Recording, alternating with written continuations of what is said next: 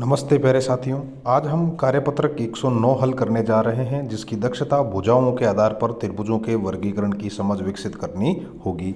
तो साथियों, त्रिभुजों में भुजाओं के आधार पर त्रिभुजों को 3 भागों में बांटा गया है, जैसा कि आप जानते हो। सबसे पहला है विषम बाहु। सबसे पहला है विषम बाहु। विषम बाहु त्रिभुज। विषम बाहु त्रिभुज जिसकी तीनों ही भुजाएं बराबर नहीं हो।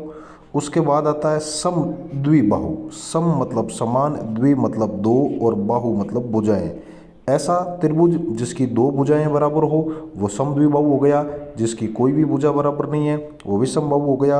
और तीसरा प्रकार जिसकी 3 भुजाएं हैं और तीनों ही बराबर है, तो उसको हम लोग बोल देंगे समबाहु। जिसकी तीनों भुजाएं आपस में बराबर है वो समबाहु। तो हमें इस आधार पर त्रिभुजों का वर्गीकरण करना है। तो चलिए देखते हैं पहला प्रश्न। पहला प्रश्न हमें बोल रहा है, भुजाओं निम्नलिखित तालिका में त्रिभुज की भुजाओं के माप दिए गए हैं। माप के आधार पर भुजाओं को समबाहु, समद्विबाहु व विषमबाहु त्रिभुज में वर्गीकृत करना है। जिसका पहला भुजा पहली 4 सेंटीमीटर है, फिर 5 है, फिर 6 है, मतलब तीनों ही अलग अलग है, तो यह आपके विषमबाहु त्रिभुज हो गया। दूसरे में तीनों ही भुजा बराबर है साथियों, 7 7 7, तो इसको हम लोग लिख देंगे समबाहु। तीसरे में 6 5 और 6, जिसमें ये 6 और ये 6 आपस में बराबर है, तो ये हो गया समद्विबाहु त्रिभुज। तीसरे में देखो पहली और तीसरी भुजा, पहली भुजा 7.2 है और आपके दूसरी भुजा, चौथे में पहली और आपके दूसरी भुजा आपस में बराबर है, और तीसरी जो भुजा है वो 6 सेंटीमीटर है, मतलब इसमें आपके 2 भुजा बराबर है, इसलिए इसको भी हम लोग समद्विबाहु त्रिभुज नाम दे देंगे। चलिए अब देखते हैं इसका दूसरा प्रश्न।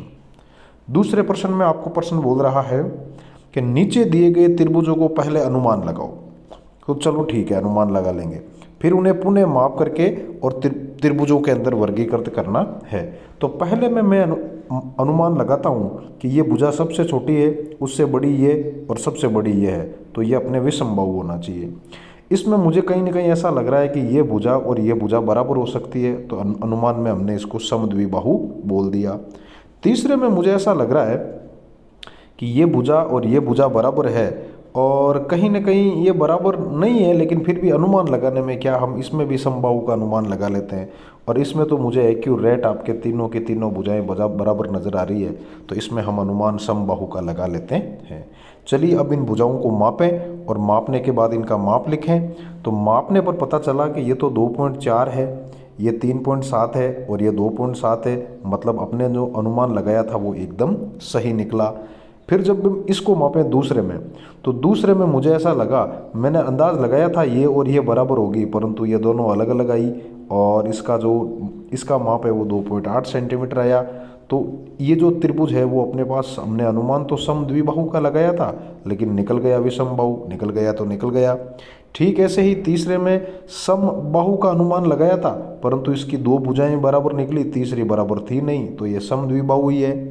और तीसरे में तीनों ही भुजाएं आपके 2.4 2.4 2.4 सेंटीमीटर की है, तो इसका अनुमान अपने एकदम सही है, और ये समबाहु त्रिभुज ही है। चलिए देखते हैं अगला प्रश्न। त्रिभुजों को पहचानिए और भुजाओं के आधार पर उनका नाम दीजिए।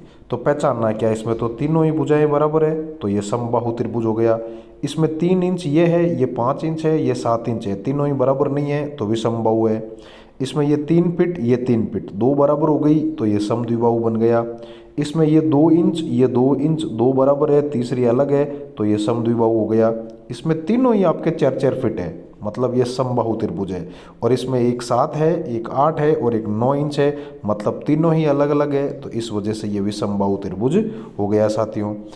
उम्मीद है आपको ये कार्यपत्रक समझ में आया होगा। फिर मिलते हैं अगले कार्यपत्रक में, तब तक के लिए जय हिंद, राम राम साथियों।